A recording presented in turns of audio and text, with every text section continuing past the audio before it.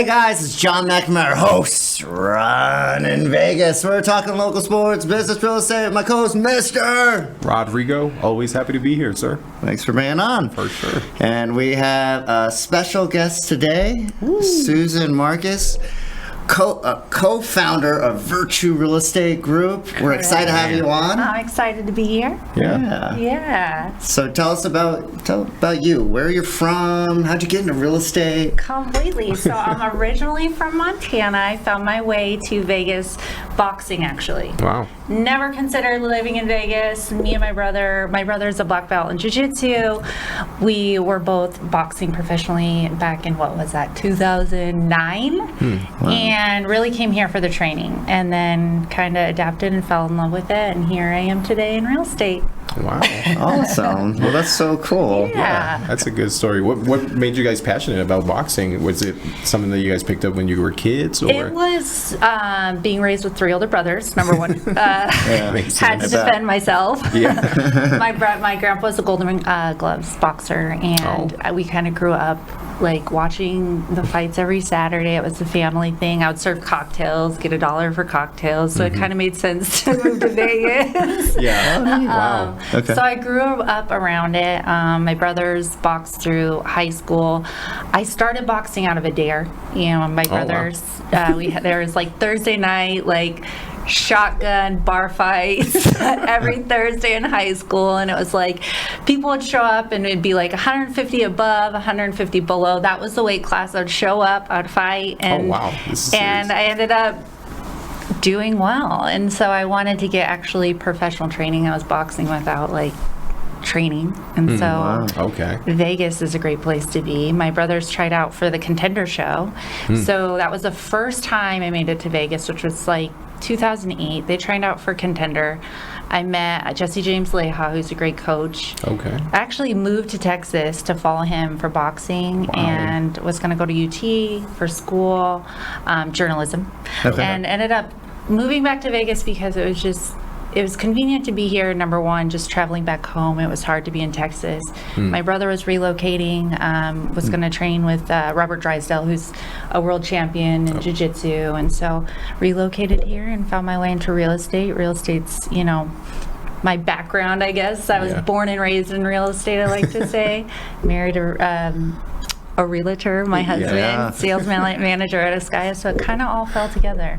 Wow. That's neat. That's a cool story. Yeah, very cool. So how was that transition from Montana to Las Vegas? That's a little bit of a culture shock, a little bit? Or? It was, but I was ready for it, I guess you would say. Like I said, I was in San Antonio and Austin before.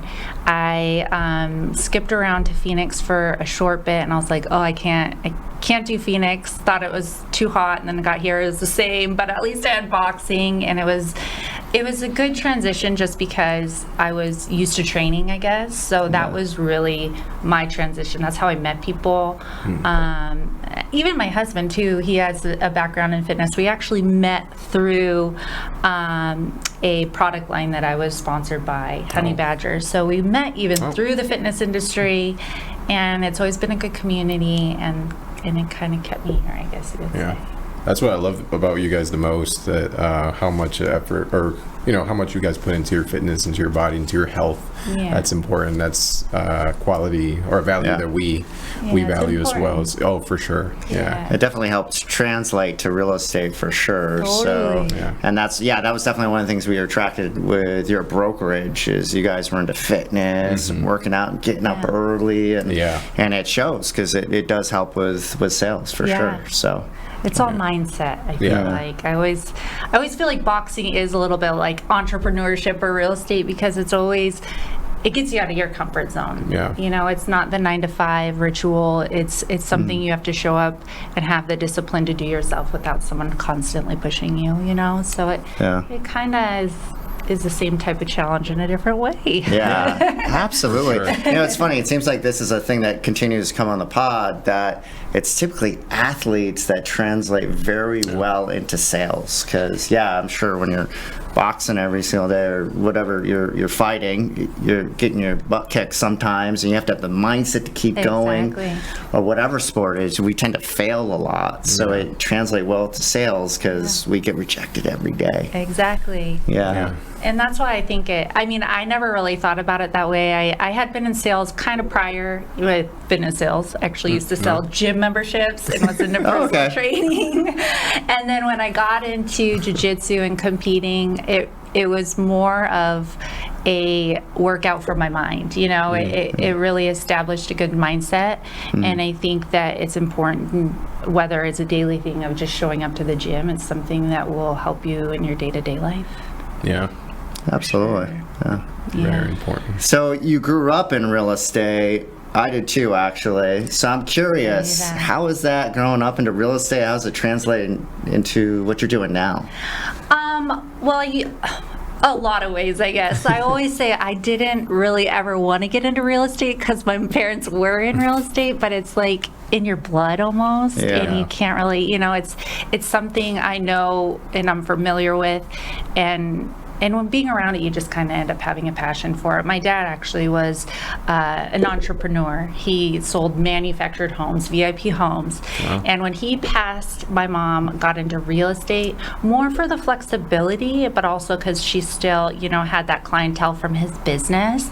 And I was the little kid that would go to open houses with my mom, hand out the flyers. Oh, okay. So started early. So I started early. But I think in my career now, I've kind of shifted to more the entrepreneur side and new home development. So something that I'm passionate about is new construction, which I didn't know when I was younger because I was more into, watching my mom sell and do that day-to-day stuff. But kind of finding my own path, I guess, in new home development. That's great. Yeah, I remember too growing up, and I had no interest to go into real estate at all. And I ended up going to a Mike Ferry seminar. My dad's like, "Oh, your junior year, come to the seminar." Like, not even thinking. Went to it. I'm like, this is great. You just make a bunch of calls, and then you go on appointments, and you sell houses. So my mom was pissed because I was supposed to be, like a CPA or a financial advisor. Something comfortable and stable. Oh, yeah. That was a fun conversation. But it worked out anyways. Yeah. But I can appreciate that. Yeah. So that's neat. Yeah, my dream was to be actually a sports broadcaster. Oh. I did not want to really get into real estate. However, it helped me because, it's content creation right now, as we talked about before we started. So originally I wanted to get into journalism and follow boxing. And I actually worked for News 3, and they're like, you have to go to Wyoming and make, nothing and work your way up and relocate. And at that time, I had bought my first house. It was 2009. So I bought at the downturn of the market. And then I did an internship in New York. So I learned production. And I worked on Subaru commercials. I was right next to Sports Illustrated. So we did commercials and content for them. And that's when I was like, okay, this is actually what I like to do. I like to create. So I came back from New York, and I started freelancing as a writer, journalist, content producer.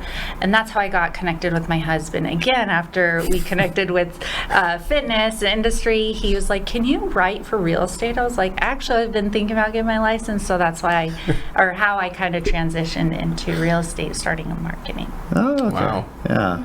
Yeah, I was curious where the passion for the journalism and communications came from. So now it makes sense. Yeah. What's your favorite sport?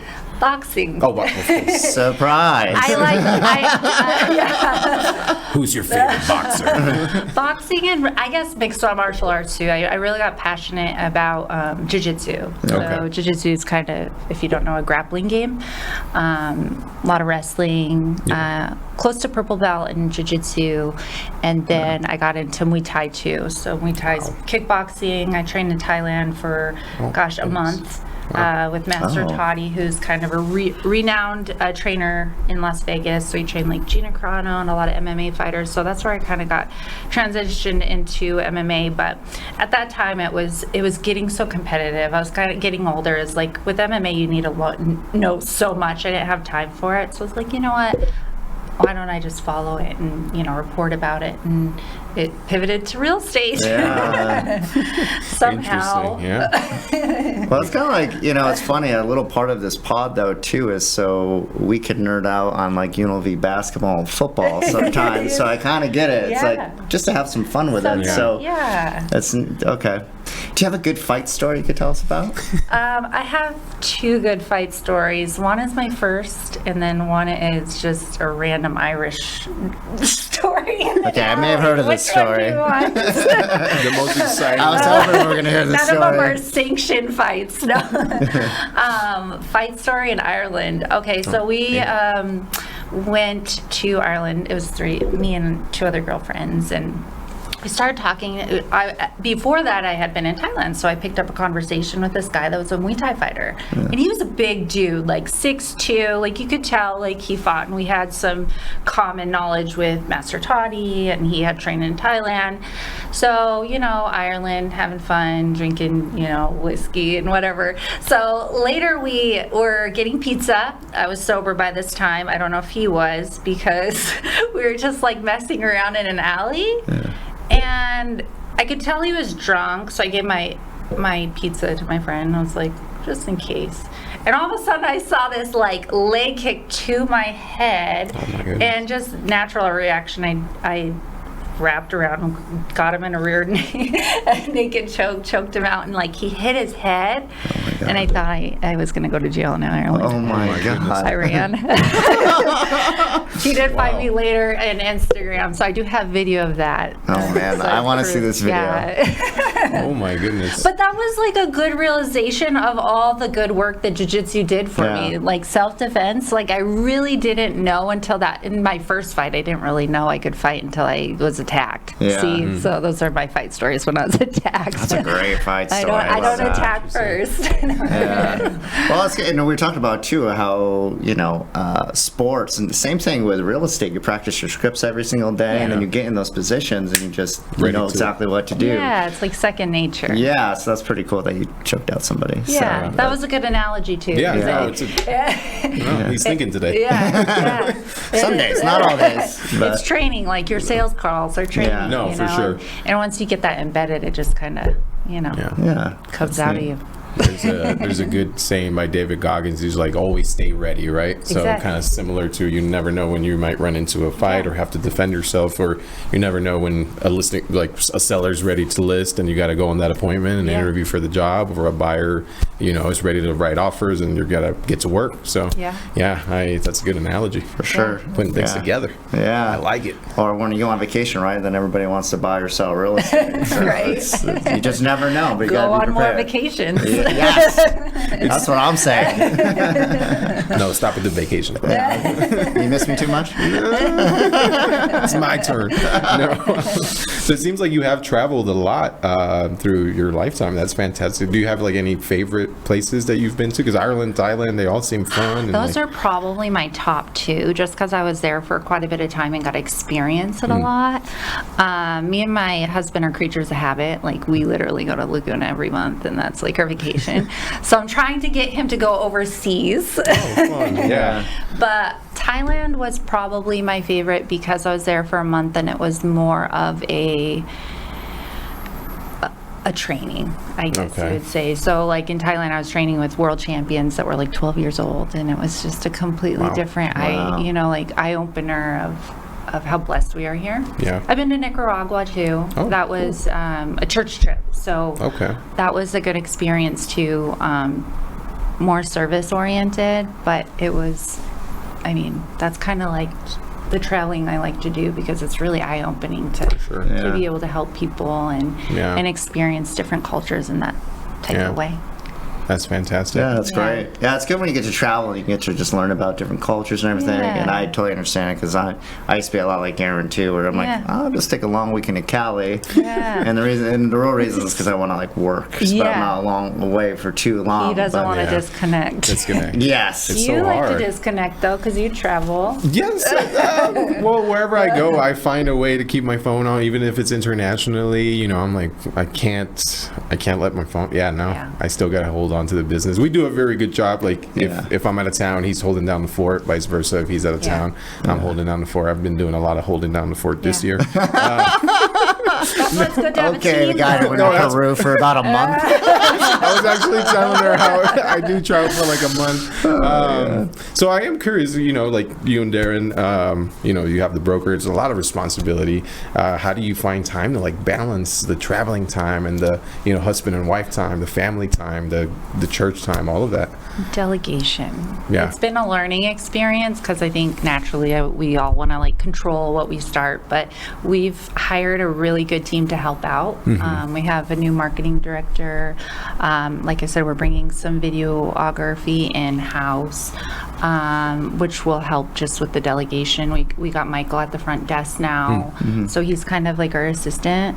It's definitely been a constant growth, in learning how to balance that. But it's definitely just a matter of trying and learning to delegate tasks. Yeah, that's for sure. Yeah. Letting things go and trust the people around you. Yeah. It's not always easy to do. No, it's not. And there's an expense to that too, but it's definitely necessary when you're trying to grow. So. Yeah.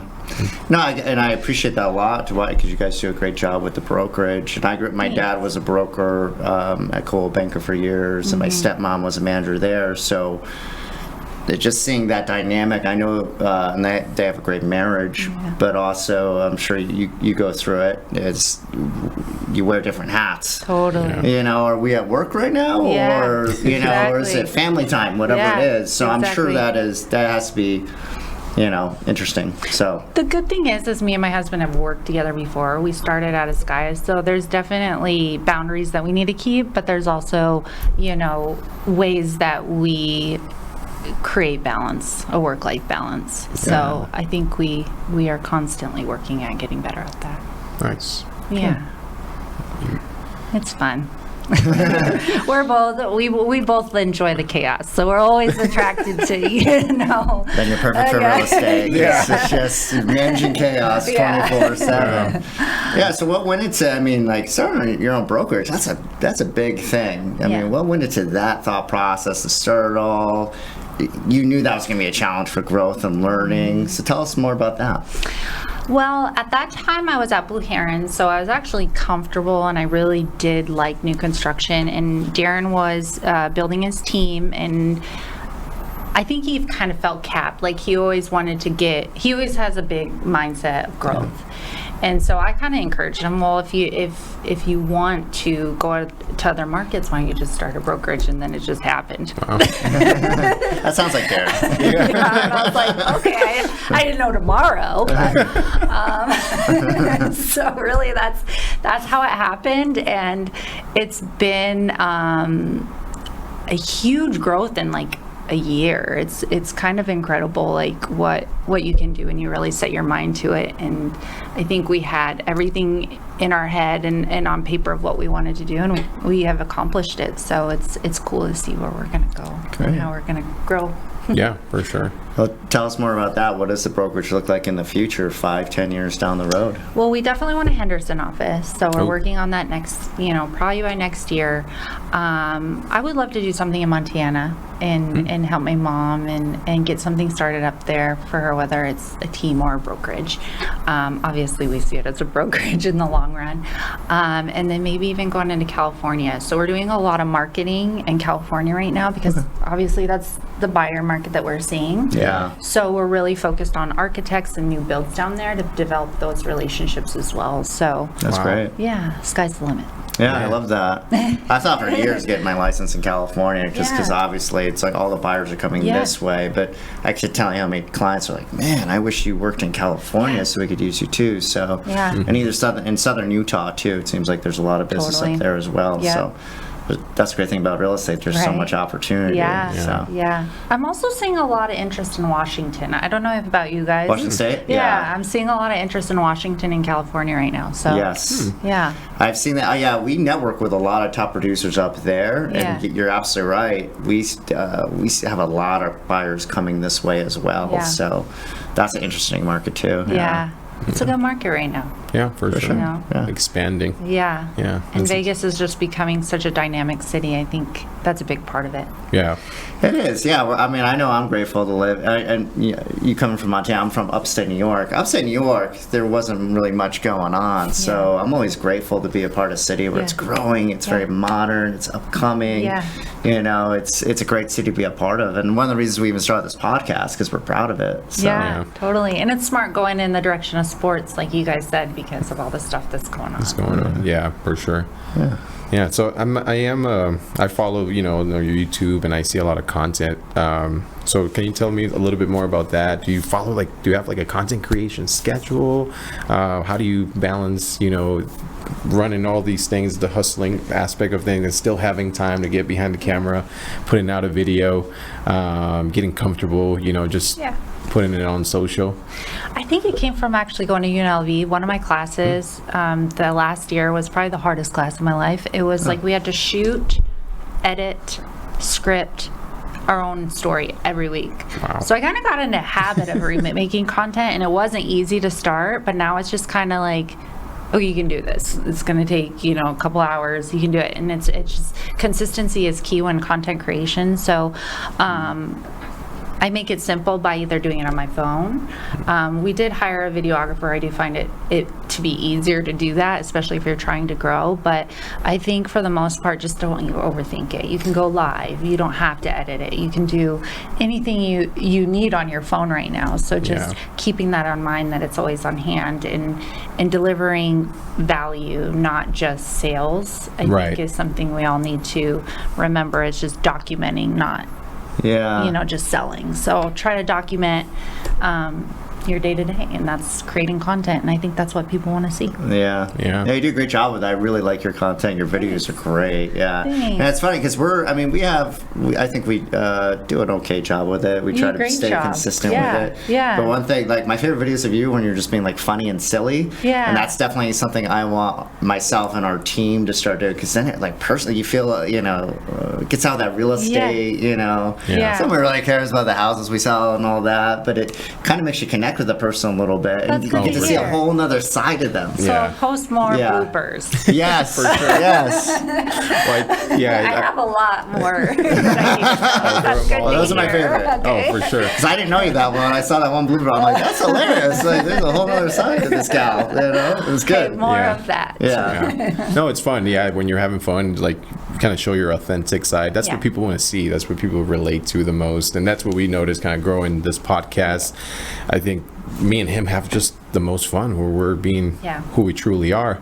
When we try to get away from it and practice and like, let's script make it perfect. I feel like that's when we're not being natural. And that goes a long way. Have you guys heard of Alex Hormozi? He's a big marketer. Okay, so I was listening to him yesterday, and someone asked him, how do you create content all the time or do your sales calls? He goes, I literally have a trampoline by my desk, and just jumping and he's like, how can you not have fun when you jump? So I think of that, like, with content, like, just get out of your comfort zone, have fun with it. And even if it's getting a trampoline, I actually am going to buy a trampoline after hearing that, because I just think that it's important to bring that energy.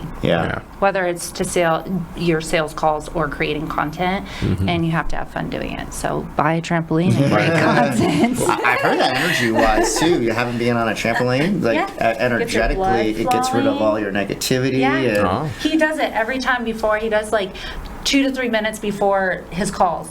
And he's like, and he's always talked about how he's more of an introvert, which I kind of see myself as an introvert sometimes, but to get himself out of that and get into his energy, he literally gets on the trampoline. That's great. So, we need it for the pod. Well, you're going to come to Virtue, and there's going to be all these trampolines.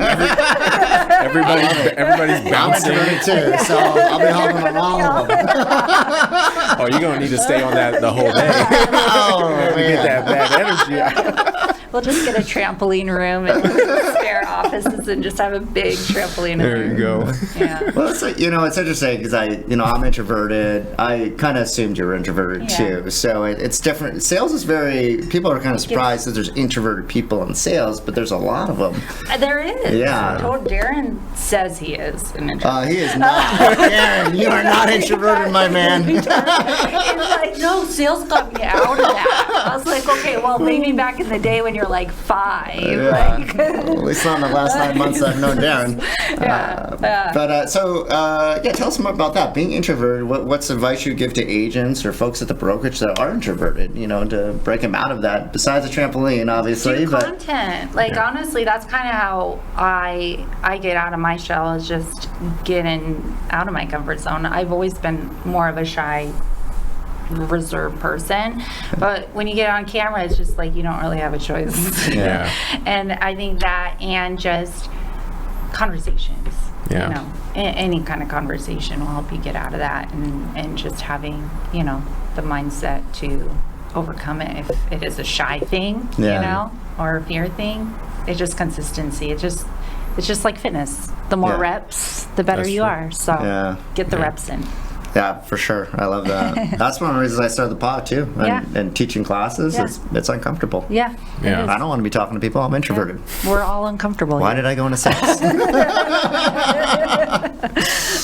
I do make the connection, based on the trampoline comment and all that. We're reading this book where it says you have to have a childlike mentality, right? And that's what keeps you young. And based, as we're talking, I just think a child they're not concerned of how they look. No. They don't need multiple takes behind the camera.